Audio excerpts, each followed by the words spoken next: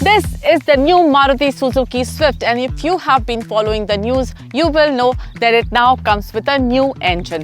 A 1.2-litre 3-cylinder Z12 series engine which produces lesser power than earlier at 81 HP and lesser torque than earlier at 111.7 Nm. So, how does it feel to drive on the road? That's what I'm here for, to tell you how does it drive and what all changes it brings with it. The shape and size of the Maruti Suzuki Swift remains almost similar. There are very minute changes, but the space that you get inside is still the same. There are only marginal changes in dimensions. Length is up by 15 mm and height is shorter by 10 mm. Width and wheelbase remain the same. In terms of looks, the most significant changes are up front. The nose drops down a little bit. You get gloss black grille and the Suzuki logo comes up on top of the nose. You get a reworked bumper area, LED fog lamp, LED headlamp. The headlamp unit design is a lot more angular now, and it's also flanked by this boomerang DRL. Then you get this clamshell type treatment to the bonnet, which I think needs better execution. The gaps here don't look that nice. This is the top variant, so you get 15-inch precision cut alloys here. If you choose a lower variant, you will get 14-inch wheels. You also get ventilated disc brakes up front and drum brakes at the rear in this top variant. The shoulder line extends from the front till the rear, almost from the headlamp to the tail lamp. One significant change that has happened is on this C-pillar. The door handle used to be on the C-pillar and which has now shifted onto the door itself. Rear is almost unchanged. The most noticeable are the squarish LEDs. The tail lamps are halogen. The crease right below the windscreen seems to connect the shoulder lines, almost forming a ring around the car. You also get a wide-angle camera here. In terms of space, as I was saying, that not much has changed. So you get 265-litre of boot space.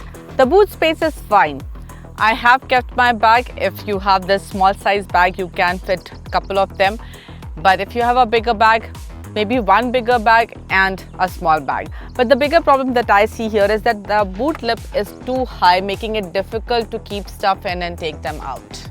But if you need more space, the rear seats fold in 60-40 ratio, opening up more space for carrying luggage. Now let's take the new Swift for a drive. Swift is known for being small but practical. There is ample amount of space for you to keep your stuff. Good size glove box, decent door pockets where you can store 1-litre bottle comfortably, and then too you will have some more space to keep knickknacks. Cup holders in the middle, you get wireless charger. Now you also get USB Type A charging point here, USB Type A and Type C charging point at the rear. It misses out on the center armrest. The seating position is comfortable and you get great visibility all around. The all-black interiors complement the sporty image of the Swift, but I believe adding a touch of contrasting color would have enhanced the overall look. Although there is a thin metallic insert, it is too subtle to make a significant visual impact. The top variants get this 9-inch infotainment screen. Lower variants will get 7-inch infotainment screen. The infotainment screen gets Suzuki's Smart Play Pro Plus system. It's nothing fancy, but it does the job well. What's important to note is that it gets wireless Apple CarPlay and Android Auto. Swift also gets Suzuki Connect with 40 plus connected car tech features. The clarity and wide-angle view of the rear camera are just adequate. Driver display continues to be part digital. It's basic but gives you decent information and it's easy to read. One welcome addition is this start-stop button. Rear passengers too get decent amount of space, and now they also have rear AC vents. Now on to the biggest talking point, the engine. Swift now comes with 1.2-litre 3-cylinder mill, while earlier it had a 4-cylinder engine. The new engine is paired with 5-speed manual and AMT. Let's talk about the AMT first. In terms of performance, the engine does struggle when you push it hard, but Swift is a city car, and in city driving you will find the engine to be perfectly fine. The low-end torque delivery is good. It's only in mid and high range that the engine seems to struggle. The AMTs by their nature are not as exciting as other automatic transmissions. The good thing is that the gear shifts are pretty smooth, so there is not that prominent head nod. At higher speeds too, the response time is much improved compared to earlier AMTs. On highways while overtaking, you would want to use manual mode, which is quick and responsive.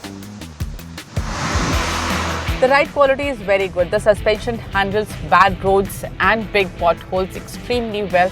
The absorption is good and you get a nice, comfortable drive. The steering is light at lower speeds and gains weight as you accelerate, inspiring confidence. While there is a slight play, it is not significant enough to warrant concern. But overall handling has definitely improved. The car feels a lot more planted.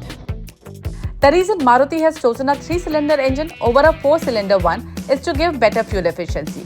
The claimed fuel efficiency in AMT is 25.75 kpl and in manual it's at 24.8 kpl. This time you can expect a real-world better fuel efficiency, and that's because Swift now comes equipped with electric motor pump. What that does is manages the engine temperature more efficiently, making sure you get better fuel efficiency all throughout. Now let's drive the manual. Well, the weather has changed and so has the gearbox on my Swift. Now I'm driving the manual Swift. The clutch action is smooth and gear slotting is pretty easy. The basic character of the engine does not change, but you will definitely find yourself in better control of the power that is available to you. And it is an excellent gearbox, responsive and smooth, and almost makes you remember the good old days when Swift used to live up to its name. There's enough torque available at low end, so in heavy traffic, even when you are in third gear and RPMs drop down below 1500, you can still pick it up. You don't have to keep downshifting even in heavy traffic, making your drive easier. Both in automatic and in manual, there is a bit of vibration that you feel when you start the car, when the car is idle. As you start moving, the vibrations die down. It is a 3-cylinder engine, so it will be noisy, and it is noisy, but only at high speeds. Maruti has managed the insulation well so that in your regular drive, you don't hear the noise so much. Even when on speed, you do hear some noise. It's not the typical 3-cylinder noise. It has a little bit of thump to it, so it doesn't sound so bad. While the AMT gearbox is certainly smooth, I personally prefer the manual option for its superior control and the added fun element that the Swift is known for. Safety equipment list includes 6 airbags as standard. All passengers get 3-point seat belts with seat belt reminders, ABS with EBD, hill hold assist, electronic stability program. Maruti also tells us that Swift now has 45% high strength steel, out of which 20% is ultra high strength steel. It will be interesting to know how it impacts its crash ratings.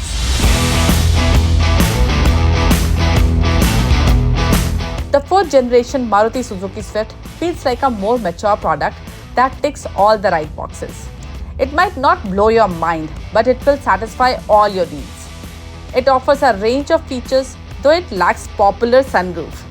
The Swift promises real-world fuel efficiency, and while it has sacrificed some power, it compensates with improved driving dynamics. However, Maruti's pricing strategy is perplexing.